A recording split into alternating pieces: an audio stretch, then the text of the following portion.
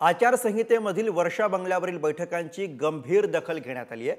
निवडणूक आयोगानं कारणे दाखवा नोटीस पाठवली आहे। मुख्यमंत्र्यांचे खासगी सचिव, विशेष कार्यकारी अधिकाऱ्यांना ही नोटीस बजावण्यात आली। खुलासा आल्यानंतर पुढील कारवाई केली जाणार आहे।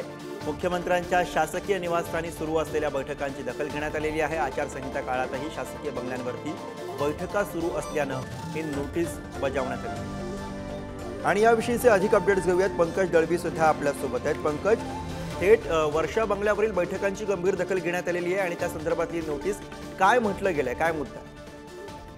गुरु, शनिवारी, शुक्रवारी आणि त्याच्या आधी आचारसंहिता जाहीर झाल्यानंतर वर्षा बंगल्यावरती काही पक्षाच्या बैठका घेतल्या गेल्या, काही भेटीगाठी झाल्या।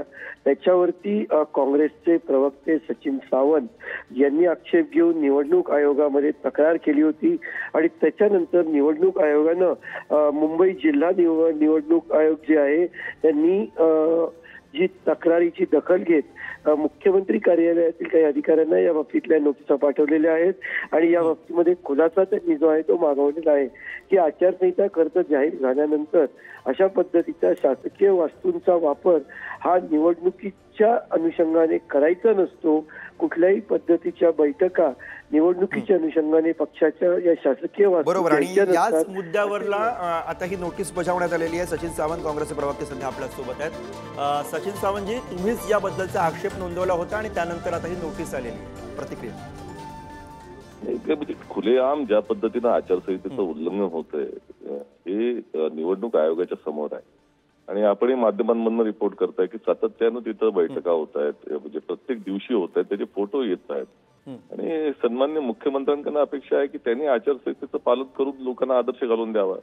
परंतु ज्या पद्धतीचं उल्लंघन होतं तर आमची अपेक्षा होती की निवडणूक आयोग स्वतःहून त्यावरची दखल घेईल, पण त्यांनी दखल न घेतल्यामुळं आम्हाला नाईलाजानं या संदर्भातला आक्षेप नोंदवावा लागला।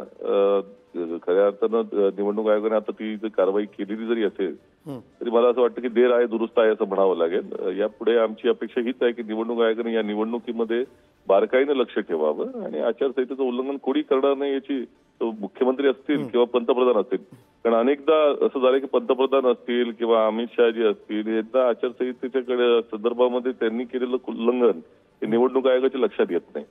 त्यामुळे असं होऊ नये एवढीच आमची अपेक्षा आहे। धन्यवाद या प्रतिक्रियेसाठी। धन्यवाद।